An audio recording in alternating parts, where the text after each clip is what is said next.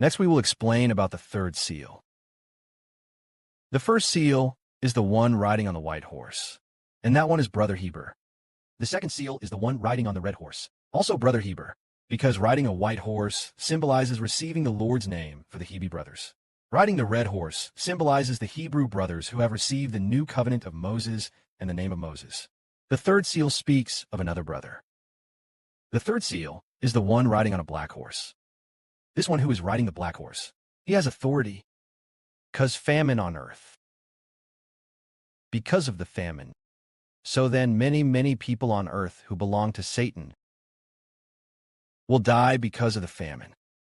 Let's see who the one riding the black horse is. Let's take a look.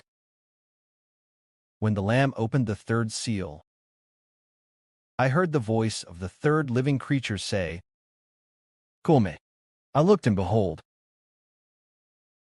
a black horse appeared, and the one who sat on it had a balance in his hand. Then I heard what seemed to be a voice in the midst of the four living creatures saying, 1 liter of wheat sells for $1 silver, and 3 quarts of barley, also for a denarius. Oil and wine must not be wasted. Then the third living creature said, Come, who is this living creature? This living creature is also a cherub angel. He is the third cherub angel.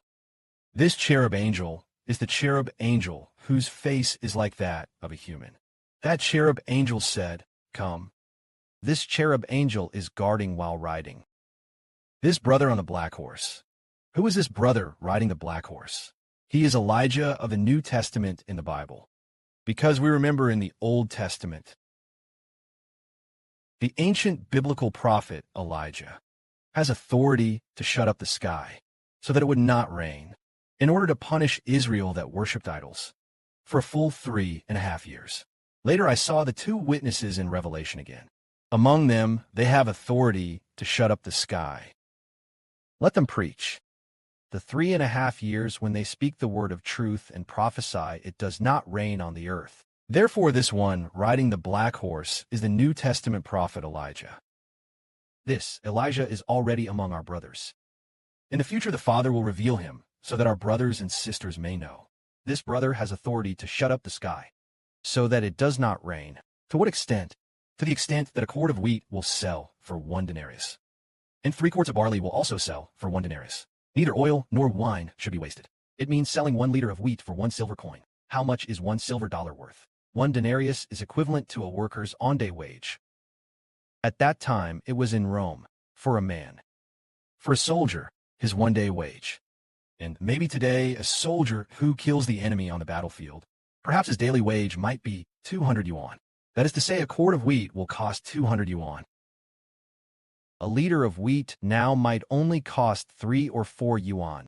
But in the future, in the time to come, when the Lord Christ reigns and holds all authority, and lets this brother have the authority so that there is famine, using famine to destroy the offspring of Satan. Then, when there is famine, God's people, will they suffer any hardship because of the famine? No, because just as God lets us understand that when all nations and peoples have famine, the children of God will not be harmed by the famine, because this kind of famine is to harm the enemies of God's people. That is to harm. The enemies of Israel are all the nations and peoples that belong to Satan and cause harm.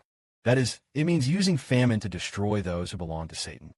We have heard that in the 1950s, there was a famine in China called the Great Famine in Henan. At that time, the people who died in the Great Famine, it is said that tens of millions of people died. Those who were exterminated by famine were many. In the future, God will also use famine to exterminate the descendants of Satan, because they are enemies of God. So God would destroy them with famine, to make God's favor toward Israel manifest. May glory be to the Father and the Lord. Amen.